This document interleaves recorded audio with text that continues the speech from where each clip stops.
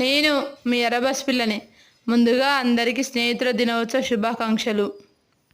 ఇక మేము చిన్నగున్నప్పుడు మా ఫ్రెండ్స్ మేమందరం కలిసి దుకాణంలో పోయి రూపాయికి దారాలు అవి వస్తే అందరం కొనుక్కొని మంచి దారాలు అయితే కట్టుకునేది, మంచిగా ఆడుకునేది. అప్పుడు రోజులు వేరు. ఇప్పుడు ఫ్రెండ్స్ అందరం కలుద్దామంటే అందరికి పెళ్ళిళ్ళైనా ఎక్కడోళ్ళు అక్కడ వేరు. అందరికైతే వీలైతే కాదు.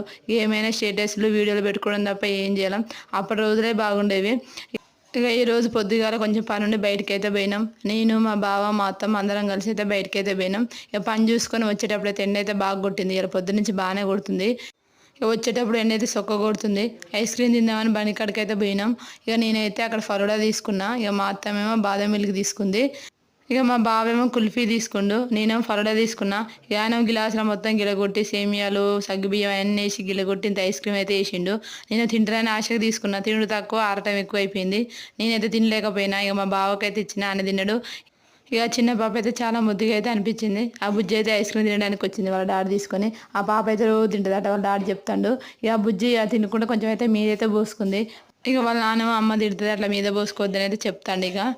ఇక ఎండకు తట్టుకోలేక చల్లడి తింటే ఐస్ క్రీమ్ తిని ఇంటి బాడైతే పెట్టినాం. ఇక